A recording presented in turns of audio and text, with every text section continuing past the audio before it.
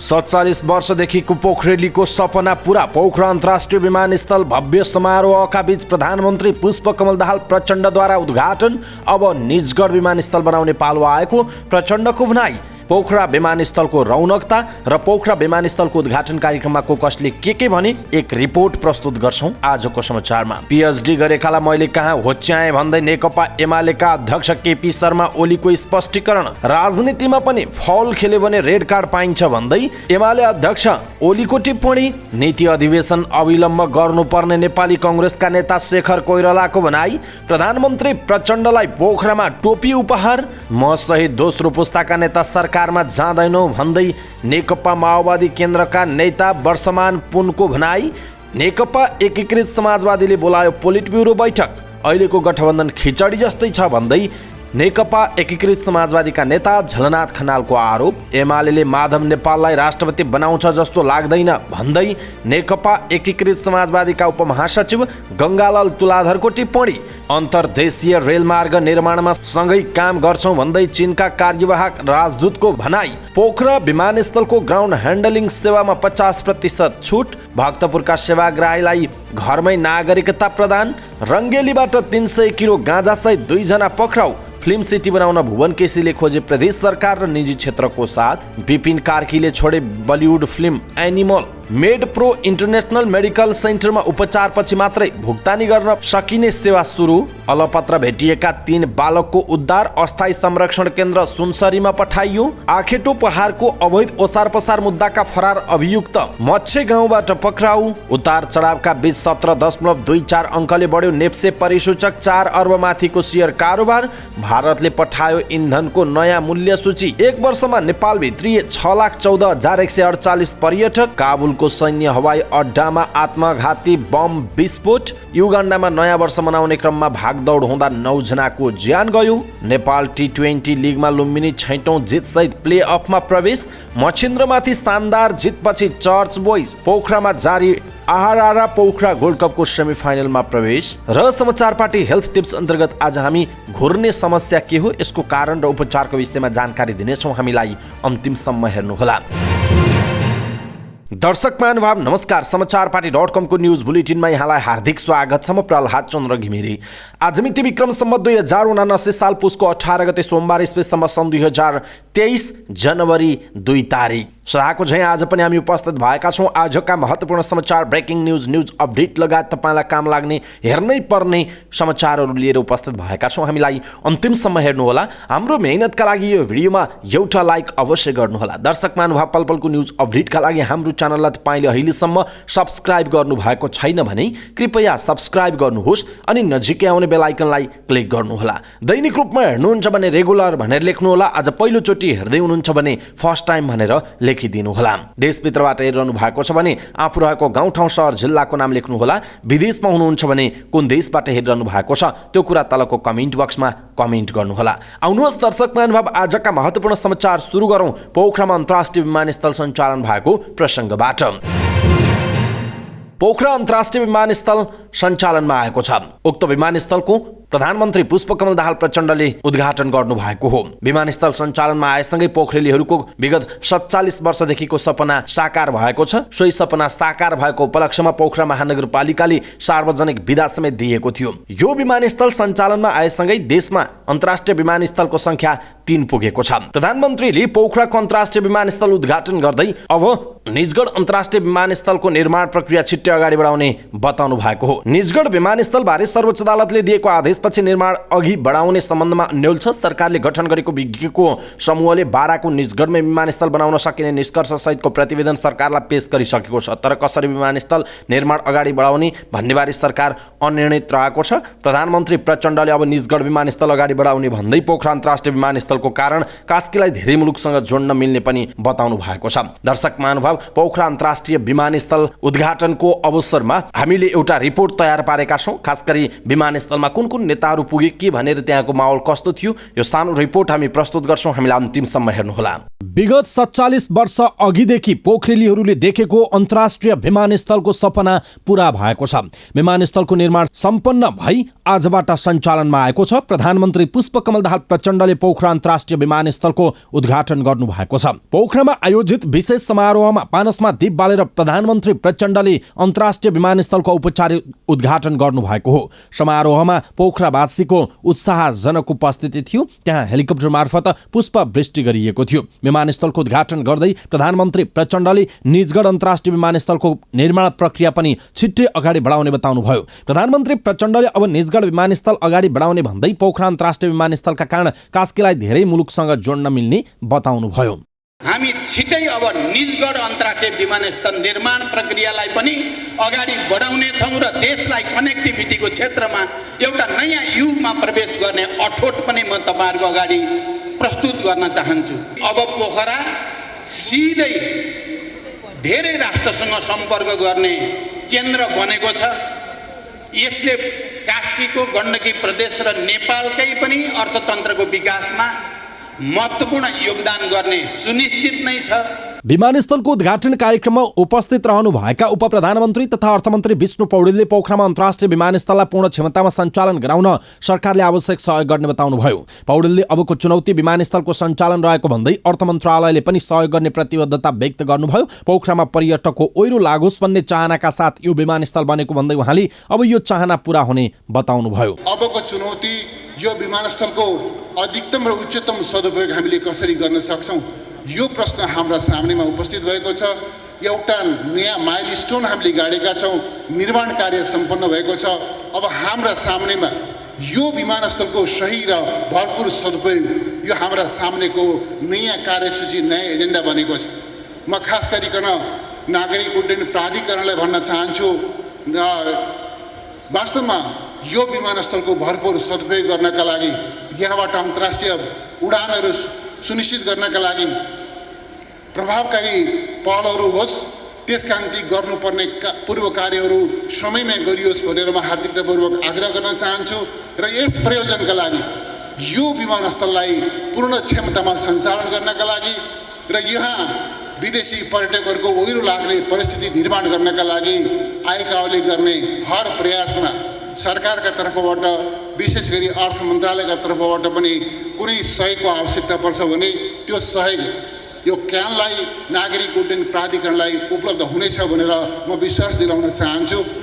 कार्यक्रममा गण्डकी प्रदेशका मुख्यमन्त्री कृष्णचन्द्र नेपाली पोखरेलले विमानस्थल बनाउन लिएको ऋणलाई अनुदानमा परिणत गर्न चीन सरकारसँग आग्रह गर्नुभयो। यस विमानस्थलमा चिनिया एक्जिम बैंकले 75% ऋण लगानी गरेको छ भने 25% चीन सरकारले अनुदान दिएको छ। कार्यक्रममा मुख्यमन्त्री पोखरेलले पोखरामा अन्तर्राष्ट्रिय विमानस्थल बनाउने 47 वर्ष पहिलाको सपना पूरा भएको बताउनुभयो। तपाईहरुले दिनुभयो, राम्रो गर्नुभयो, धन्यवाद। बढाइदिनु भएको छ, धन्यवाद। त्यो जुन 25% अनुदान र 75% लोन जुन भनिएको छ, त्यो 75% पनि अनुदानमा कन्भर्ट गरिदिनको लागि गण्डकी प्रदेशका जनताको तर्फबाट हार्दिक अपील गर्दै। त्यस्तै पोखरा महानगरपालिकाका मेयर धनराज आचार्यले पोखरालाई पर्यटकीय राजधानी घोषणा गर्न सरकारसँग माग गर्नु भएको छ। उहाँले पोखरालाई पर्यटकीय राजधानी बनाउने प्रस्ताव महानगरको तर्फबाट भइसकेको भन्दै सरकारले यसलाई औपचारिक रूपमा घोषणा गर्नुपर्ने माग गर्नुभयो। हामीले पोखरालाई पर्यटनको राजधानी बनाउने भनेर प्रदेश सरकारले डिसिजन गर्यो। पटक पटक हामीले त्यो लबिङ गर्यौँ। पोखरा महानगरपालिकाले यो निर्णय गरेर अगाडि बढायौँ। सबैले भन्छौँ पोखरा पर्यटनको राजधानी हो, यसमा कुनै दुई मत छैन। कसैले माने पनि नमाने पनि पर्यटनको राजधानी हो भन्छौँ नै। तर हामी त्यो निर्णयलाई औपचारिक रूपमा नेपाल सरकारले इन्डोर्स नगरिदिएकोमा अलिकता कतै कमी कमजोरी हाम्रो रह्यो कि भन्ने सोचिरहेका छौँ। म सम्माननीय प्रधानमन्त्रीज्यूको ध्यान आकर्षण गर्न चाहन्छु। कार्यक्रममा पोखरा विमानस्थल निर्माणमा योगदान पुर्याउने पूर्व पर्यटन मन्त्रीहरूलाई पनि सम्मान गरिएको थियो भने पोखरा अन्तर्राष्ट्रिय विमानस्थलका परिकल्पनाकार शङ्कर राज पाठकलाई नागरिक अभिनन्दन गरिएको थियो।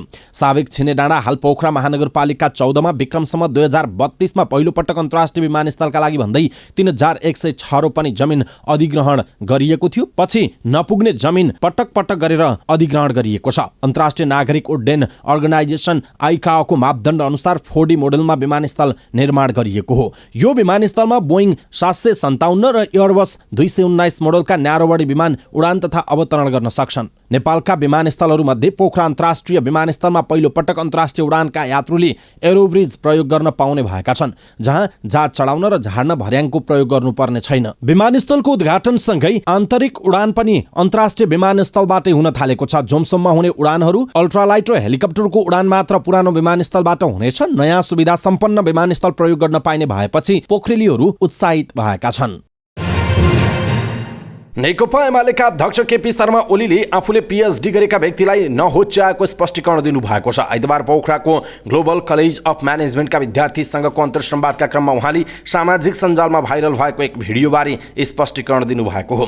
गत महिना सामाजिक सञ्जालमा भाइरल भएको एक भिडियोमा ओलीले पीएचडी भनेको एउटा विषयको थेसिस न हो, त्यसलाई के न ठान्छन्, मूर्खहरूको जमाना छ भन्नुभएको थियो। सो विषयलाई लिएर ओलीले पीएचडी गर्ने मान्छेलाई होच्याएको भन्दै आलोचना भएको थियो। आफ्नो आलोचना भइरहेको बारे पनि थाहा पाउनु भएका ओलीले आइतबारको विद्यार्थीसँगको अन्तर्संवादमा भने त्यसको प्रष्टीकरणमा लामै समय दिनुभएको छ। ओलीका अनुसार एकजना पीएचडी गरेका व्यक्ति ओली समक्ष पुगेका थिए। उनीसँगको कुराकानीका क्रममा आफूले पीएचडी गरे पनि घमण्ड नगर्न आग्रह गरेको ओलीले बताउनुभयो। जो बाबु मसँग आएका थिए, तपाईले यति राम्रो पढ्नुभयो, बहुत राम्रो छ, तर घमण्ड दिमागमा पस्न नदिनुस्, सधैँ सिकिरहनुहोस्, नयाँ नयाँ कुरा जान्ने सिक्ने कोसिस गरिरहनुहोस्। घमण्ड दिमागमा पस्यो भने अरू थोकलाई ठाउँ हुँदैन। घमण्ड भरिएपछि दिमागमा घमण्ड मात्र हुन्छ, अरू पस्दैन। नलेज पसाउनु छ भने घमण्डलाई स्थान दिनुहुन्न, ओलीले ती व्यक्तिलाई आफूले दिएको सुझावबारे भन्नुभयो। त्यसपछि ओलीले अरस्तुको एउटा कथा सुनाउनुभयो, जसको सार थियो विद्वानले घमण्ड गर्नु हुँदैन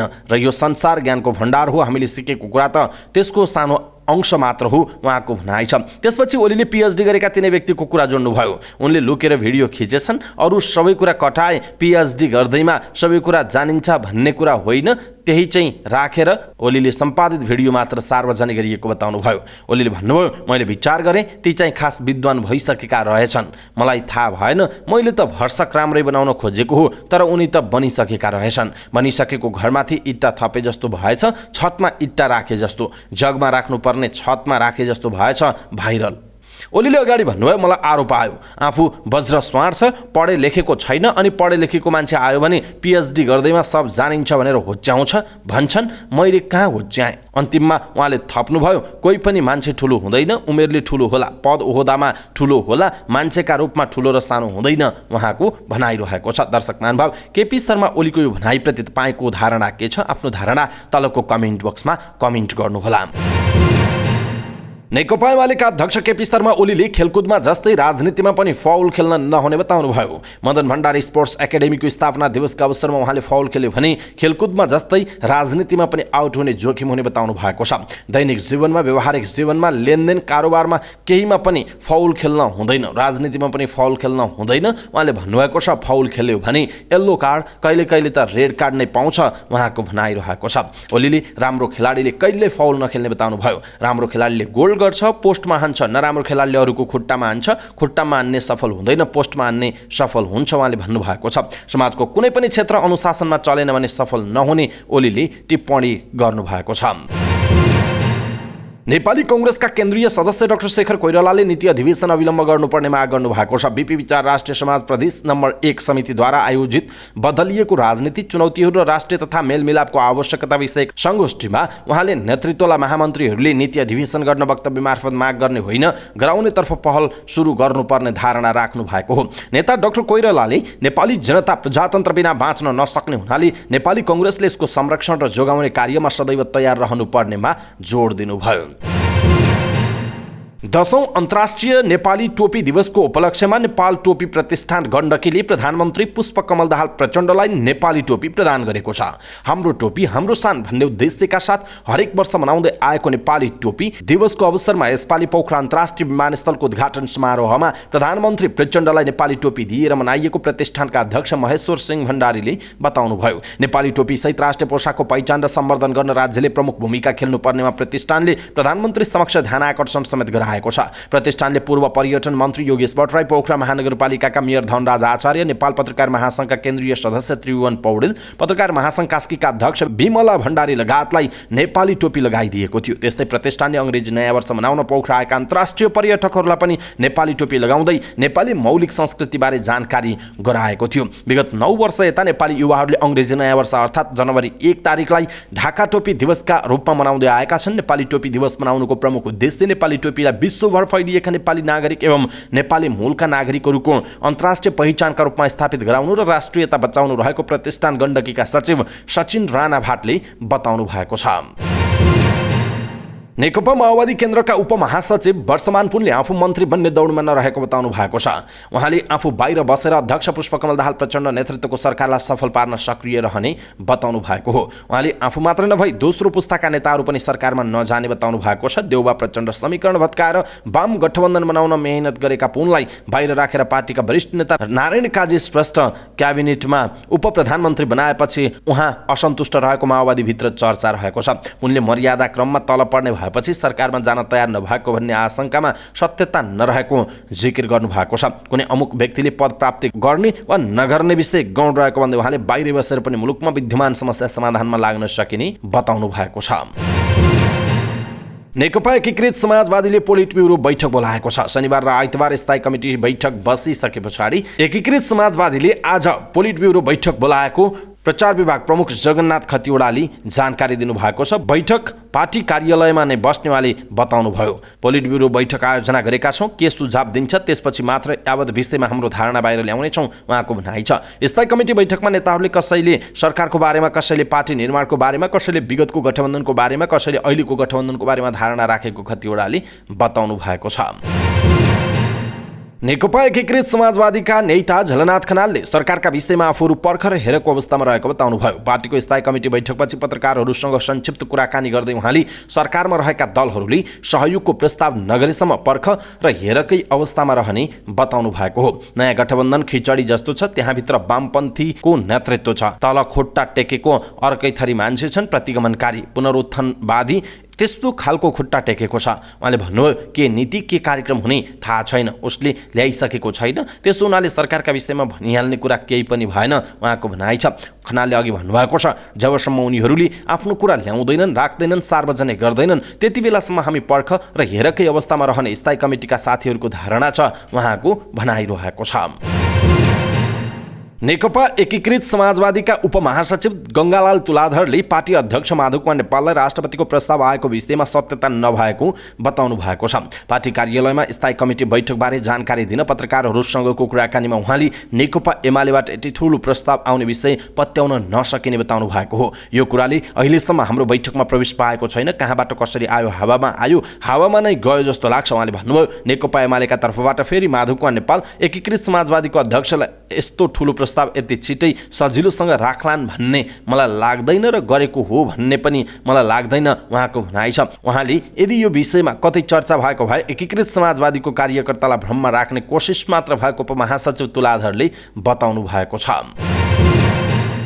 नेपालका लागि चीनका कार्यवाहक राजदूत वाङसिनले हिमाल पारी अन्तर्देशीय रेलमार्ग निर्माणमा सँगै काम गर्ने बताउनु भएको छ। पोखरा अन्तर्राष्ट्रिय विमानस्थलको उद्घाटन समारोहलाई सम्बोधन गर्दै उहाँले नेपाल चीन अन्तर्देशीय रेलमार्ग निर्माण नेपाली नेता र जनताको अपेक्षा भएको बताउनु भएको छ। दुई देशका नेता बीच भएको सहमति अनुसार चीनले नेपालको सीमापार रेलमार्ग सम्भाव्यता अध्ययनमा सहयोग पुर्याउन नेपाललाई दिएको सहायता प्रयोग गर्न चीन सहमत छ। उहाँले भन्नुभएको छ, रेलमार्ग निर्माणको महत्त्वपूर्ण चरणमा चिनिया प्राविधिक विज्ञहरू भर्खरै नेपाल आएका छन् र भूपरिवेष्टित मुलुकबाट भूजडित मुलुक बन्ने नेपालको सपना अन्ततः साकार हुनेछ उहाँको भनाइ छ। उहाँले बेल्ट एन्ड रोड परियोजनामा नेपाल सकारात्मक रहेको चर्चा समेत गर्नु भएको छ।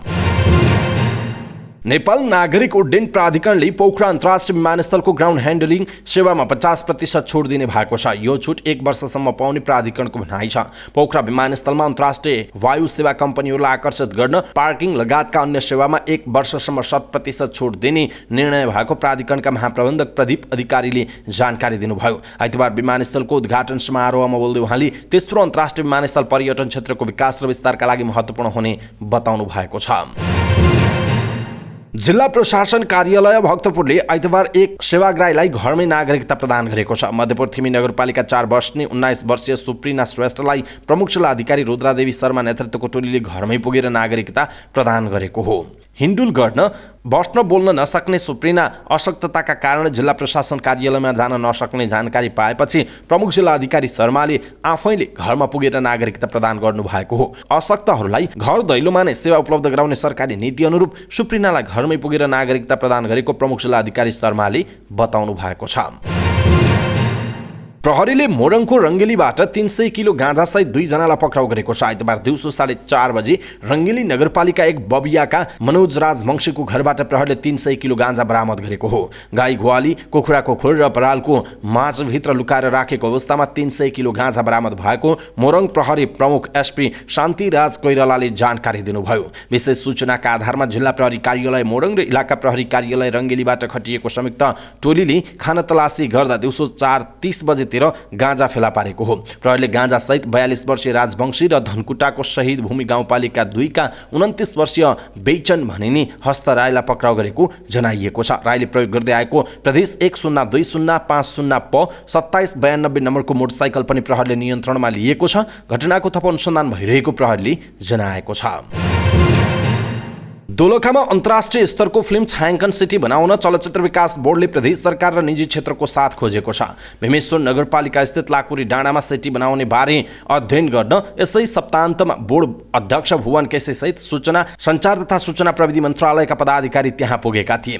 त्यस क्रममा 11 वर्षदेखि निर्माण सुरु गर्ने भनिएको तर काम अगाडि नबढेको क्षेत्रमा पुगेर उनीहरूले त्यहाँ भएका प्रगति विवरण, सम्भाव्यता तथा 3 तहका सरकार र निजी क्षेत्रसँगको लगानी सहकार्यको सम्बन्धमा छलफल गरेको जनाइएको छ। बोर्ड अध्यक्ष केसीले आफूले यो ठाउँमा बन्ने स्टुडियोमा चाँडै नेपाली र विदेशी फिल्म सुटिङ भएको हेर्न चाहेको बताउनुभयो। फिल्म सिटी एक छुट्टै संसार हो। मैले बलिउड र हलिउडमा देखेको फिल्म सिटी पनि यस्तै हो केसीले भन्नुभएको छ। बोर्डको मात्र नभएर सरकारको रुचि नै सिटीमा भएको पनि उहाँले बताउनु भएको छ।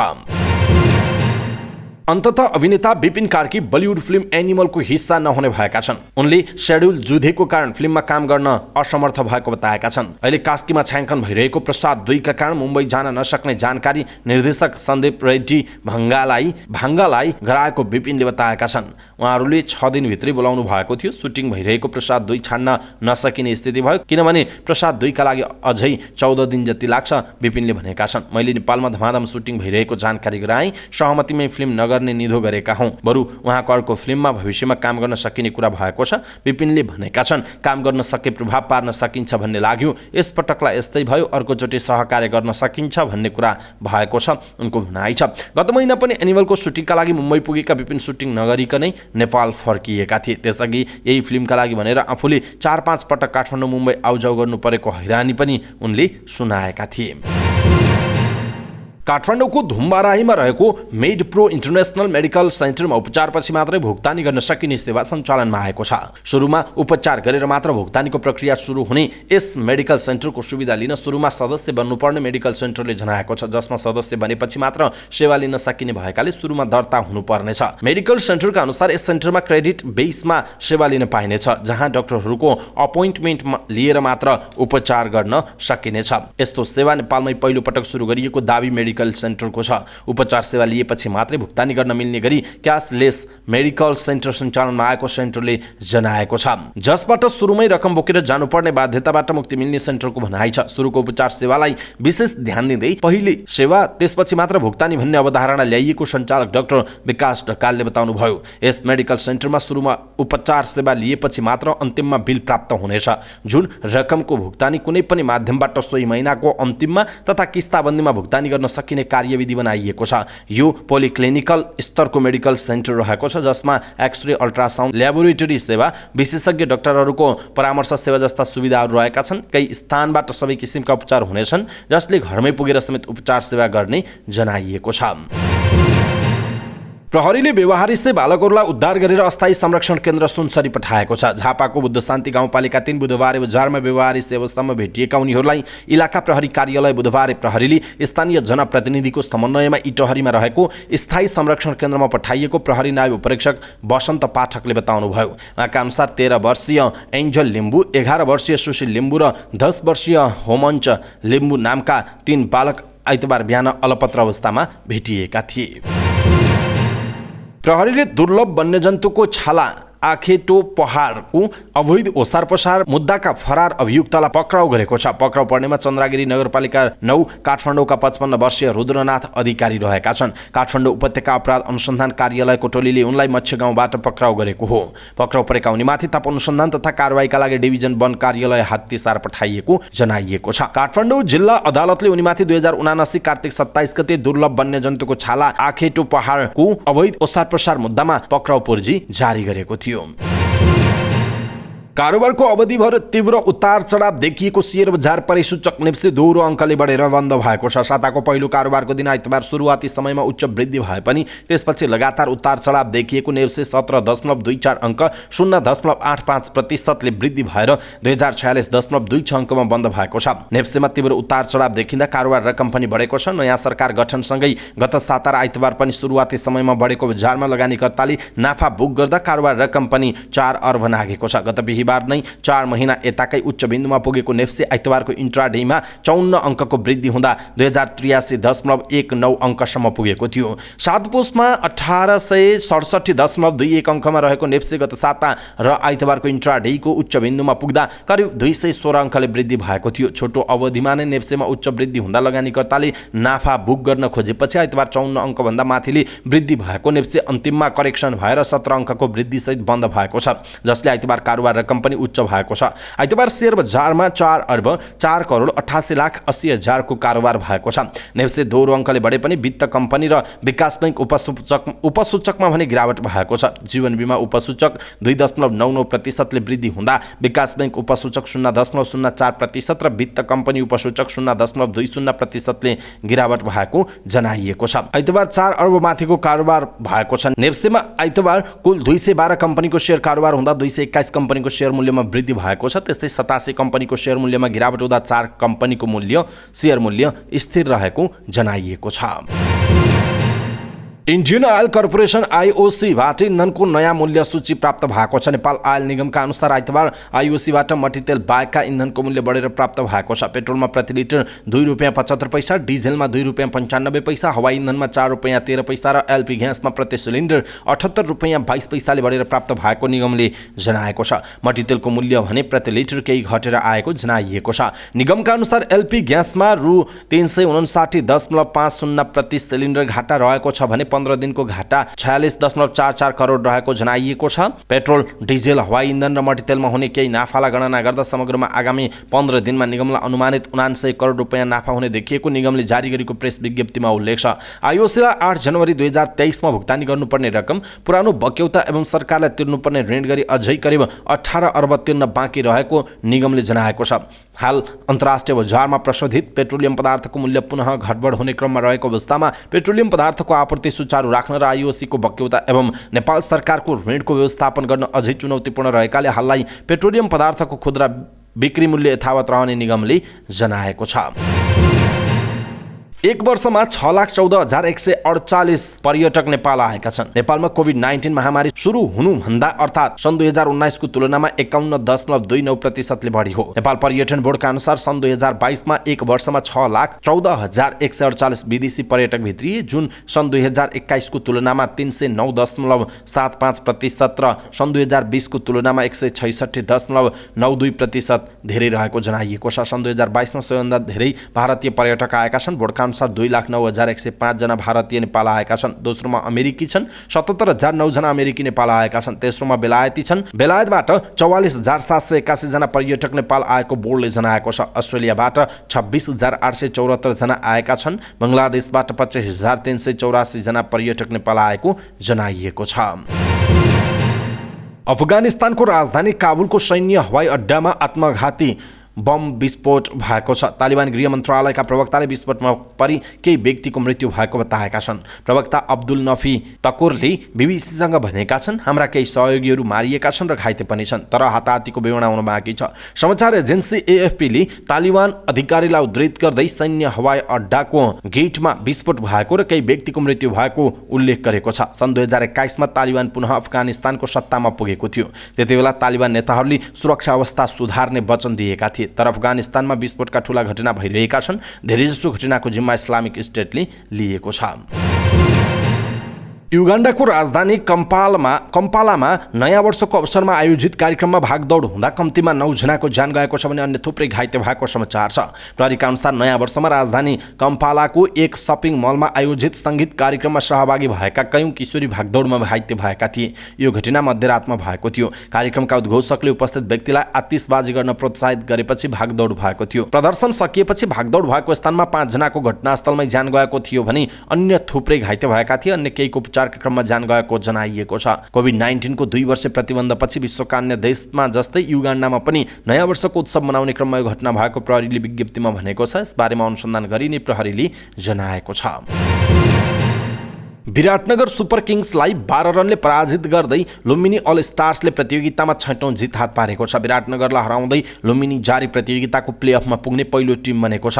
कीर्तिपुर स्थित त्रिवी क्रिकेट मैदानमा आइतबार भएको दोस्रो खेलमा टस जितेर ब्याटिङ रोजेको लुम्बिनीले निर्धारित 20 ओभरमा 122 रन बनाएको हो। लुम्बिनीका लागि कप्तान दिपेन्द्र सिंह ऐरीले सर्वाधिक 50 रनको अभिजित अर्धशतकीय पारी खेले। कुशल भुर्तेल, ह्यारी टेक्टर र अनिल शाहले समान 13-13 रन बनाए। अन्य कुनै पनि ब्याटरले दोहोरो अङ्कमा रन बनाउन सकेनन्। विराटनगरका लागि विवेक यादव, सूर्य तामाङ र नन्दन यादवले समान 2-2 विकेट लिए। लुम्बिनीले दिएको 123 रनको लक्ष्य पछ्याएको विराटनगरका लागि ओपनर ब्याटर अर्जुन साउदले सर्वाधिक 41 रन बनाए। अर्का ओपनर गैरान्सु शर्माले 13 रन बनाए। पृथु भास्कोटाले 13 र विवेक यादवले 19 रन बनाए। अन्य कुनै पनि ब्याटरले दोहोरो अङ्कको रन जोड्न सकेनन्। लुम्बिनीका लागि स्याडली भान स्कोलवेक, तिलक भण्डारी र ह्यारी टेक्टरले समान 2-2 विकेट लिए। हरमित सिंह र दिपेन्द्र सिंह ऐरीले 1-1 विकेट लिए। यससँगै लुम्बिनी 7 खेलमा 6 जित सहित 12 अङ्कको साथमा अङ्क तालिकाको शीर्ष स्थानमा रहेको छ। विराटनगर भने 6 खेलमा 2 जित र 4 हार सहित 4 अङ्क सहित अङ्क तालिकाको 5औं स्थानमा छ।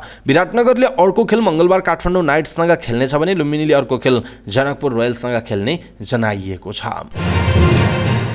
आहारा पोखरा गोल्ड कप फुटबलको सेमिफाइनल प्रवेशका लागि आइतबार 2 च्याम्पियन मैदान उत्रिएका थिए, मछिन्द्र क्लब र चर्च बोइज युनाइटेड। मछिन्द्र 2078 को A division league champion team हो भने church boys B division champion बन्दै गएको चैतमा मात्र ए डिभिजन उक्लिएको थियो। दुवै टिम लिग च्याम्पियन मात्र थिएनन्। पहिलो पटक मैदानमा आम्ने सामने भएका थिए, तर 2 च्याम्पियन बीचको स्पर्धामा चर्च बोइजले बाजी मारेको छ।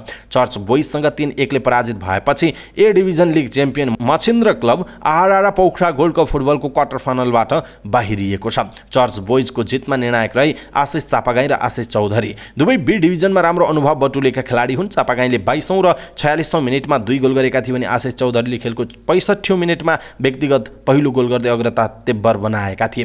पहिलो हाफमै व्यक्तिगत 2 गोल गरेका चापागाई बी डिभिजन लिगको उच्च गोलकर्ता पनि हुन्। खेलको 22औं मिनेटमा चर्चका बिकु राईको लामो पासलाई पहिले अञ्जन विष्टले हेडिङ गरी पनि गोल रक्षक विशाल श्रेष्ठले सुरक्षित गर्न कोसिसमा थिए, तर उनको हातबाट बल फुत्किसकेको मौकालाई अवसरमा बदल्दै चापागाईले गोलमा परिणत गरे। चापागाईको दोस्रो गोलमा आशिष चौधरीले असिस्ट गरेका थिए। उनले खेलको 46औं मिनेटमा चौधरीको पासलाई विपक्षी पोस्ट जाली चुमाएका हुन्। पहिलो हाफमा थपिएको अतिरिक्त 3 मिनेटको सुरुवातमै पाएको अवसरलाई उनले गोलमा परिणत गरेको जनाइएको छ।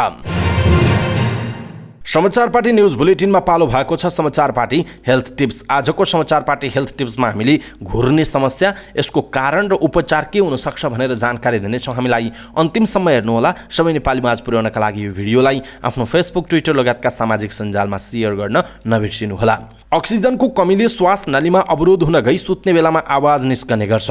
त्यसलाई स्लिप एन्पिया अथवा घुर्ने समस्या भन्ने गरिन्छ। घुर्ने समस्या भएका व्यक्तिका कारण घर परिवार तथा छरछिमेकमा निकै तनाव हुने गर्छ। घुर्ने मानिस आफन्तबाटै टाढिनुपर्ने अवस्था सृजना हुन्छ।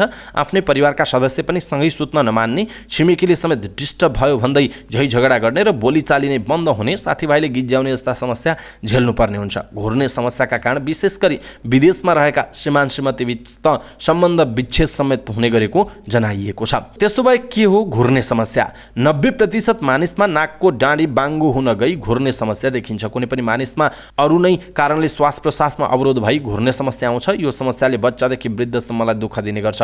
घुर्ने समस्या हुने मानिसमा पटक पटक बेउजने, छटपटी गर्ने, बारम्बार पसिना आउने, चिटचिट हुने जस्ता समस्या देखिन्छन्। घुर्ने समस्या अक्सिजनको कमीले गर्दा हुने भएकाले दिमागदेखि शरीरका विभिन्न भागमा असर गर्ने गर्छ। घुर्ने समस्या 2 प्रकारका हुन्छन्। विभिन्न किसिमका इन्फेक्सन, चोटपटक तथा ट्युमरले गर्दा श्वास प्रश्वासमा अवरोध आई घुर्ने समस्या आउँछ। दिमाग र श्वास प्रश्वासका मांसपेशीको नियन्त्रण छुट्यो भने पनि घुर्ने समस्या उत्पन्न हुन्छ। के कारणले हुन्छ त? कुनै बच्चा जन्मँदै नाक घाँटीमा विभिन्न समस्या छ भने श्वास प्रश्वासको समस्या हुने गर्छ। त्यसले गर्दा श्वास फेर्न गाह्रो भई घ्यार हुने र सुतेको बेलामा घुर्ने हुन्छ। विशेष गरी 3 देखि 7 वर्ष उमेरका बच्चामा टन्सिल एडिनियन्स बढ्नाले घुर्ने समस्या हुन्छ। बच्चामा हुने मिलानो भन्ने ट्युमरले गर्दा घुर्ने समस्या हुन्छ। यो नाक अथवा नाकको पछाडि टन्सिल हुने भागमा ट्युमर आउने गर्छ। युवा अवस्थामा पनि बच्चामा बढ्ने टन्सिल एडिनियन्स ठुलो भई घुर्ने समस्या हुन्छ। एजियोफाइब्रोमा भन्ने ट्युमरले गर्दा पनि घुर्ने समस्या हुन्छ। यो विशेष गरी केटामा बढी हुन्छ। कुनै बच्चा जन्मिँदै नाक थेप्चो भएर जन्मन्छन्, उनीहरूको नाकको डाँडी बाङ्गो हुने गर्छ। त्यो कारणले पनि घुर्ने समस्या हुन्छ। यो समस्या बच्चादेखि वृद्धसम्म पनि हुने गर्छ। पोलिप्स नाकको वरिपरि भागमा आउने टिस्युहरूले पनि घुर्ने समस्या हुन्छ। वृद्ध अवस्थामा क्यान्सर जन्य ट्युमर वा अन्य ट्युमर आएर घुर्ने समस्या हुन्छ। कसैको जिब्रो मोटो हुन्छ, त्यसलाई म्याक्रोगोलोसिस भनिन्छ। त्यो कारणले पनि घुर्ने समस्या हुन्छ। बुढेसकालमा जिब्रो नरम हुने भएकाले सुतेको बेलामा जिब्रो दोब्रिने गर्छ, त्यसले गर्दा पनि घुर्ने समस्या हुन्छ। एसिड अल्कालिसले गर्दा श्वास नलीको माथिल्लो भाग खुम्चने गर्छ र घुर्ने समस्या आउन सक्छ। श्वास नलीमा चोट लाग्दा भित्र सुनिन्छ र सुत्ने बेलामा श्वासमा अवरोध भई घुर्ने समस्या उत्पन्न हुन्छ। जिब्रोको पछाडिको रगतको नसा फुल्दा श्वासमा अवरोध भई घुर्ने समस्या आउँछ। र्यालका गन्थीहरू उत्पन्न हुने ठाउँमा ट्युमर आउने गर्छन्, जसलाई भनिन्छ त्यो कारणले पनि घुर्ने समस्या हुन्छ। त्यसो भए यसको उपचार के हो त? सुरुमा आफ्नो जीवनशैलीमा परिवर्तन गर्ने, मोटोपन घटाउने, शारीरिक कसरत गर्ने, धुम्रपान मदिरापान सेवन नगर्ने र घोप्टो परेर सुत्ने गर्नुपर्छ। मेडिकलमा पोजिटिभ एयरवे प्रेसरको माध्यमबाट पनि घुर्ने समस्यालाई नियन्त्रण गर्न सकिन्छ। मुखमा राख्ने माउथ इयर पिस हुन्छ, जुन मुखमा राखेपछि श्वास फेर्न सजिलो हुन्छ र घुर्ने समस्या कम हुन्छ। के कारणले गर्दा घुर्ने समस्या आएको कारण पत्ता लगाउने र सर्जरी गर्ने काम गर्न सकिन्छ। दर्शक महानुभाव, आज हामीले घुर्ने समस्या, यसको कारण र उपचार के हुन सक्छ भनेर जानकारी दियौँ। धेरै व्यक्तिहरूलाई यस्तो समस्याहरू हुन सक्दछ है। त्यसकारण चाहिँ धेरै नेपाली माझ पुर्याउनु पर्नेछ। यो भिडियोलाई आफ्नो फेसबुक, ट्विटर लगायतका सामाजिक सञ्जालमा सेयर गर्नुहोला। तपाईँको आफन्तजन र इष्टमित्रलाई चाहिँ फेसबुकको म्यासेन्जरमा पठाइदिनु होला, ताकि उहाँलाई पनि थाहा होस् घुर्ने समस्या के हो, किन घुर्ने समस्या आउँदो रहेछ र यसको उपचार कसरी गर्न सकिन्छ भन्ने विषयवस्तुमा हामीले जानकारी दियौँ। सबै माझ पुर्याएर सेयर गरेर साथ दिनुहोला। हवस् त दर्शक महानुभाव, आजका महत्त्वपूर्ण समाचार, ब्रेकिङ न्युज अपडेट लगायत तपाईँलाई काम लाग्ने हेर्नै पर्ने महत्त्वपूर्ण खबरहरू यति नै। हामीले प्रस्तुत गरेका यी समाचारहरूप्रति तपाईँको धारणा के छ? आफ्नो धारणा तलको कमेन्ट बक्समा कमेन्ट गर्नुहोला। हाम्रो मेहनतका लागि यो भिडियोमा एउटा सानो लाइक अवश्य गर्नुहोला। दर्शक महानुभाव, पलपलको न्युज अपडेटका लागि हाम्रो च्यानललाई सब्सक्राइब गर्नुहोस् अनि नजिकै आउने बेल आइकनलाई क्लिक गर्नुहोला। पलपलको न्युज अपडेटका साथ फेरि हाम्रो भेट हुनेछ। तपाईँ समाचार पार्टी हेर्दै गर्नुहोस्। नमस्कार।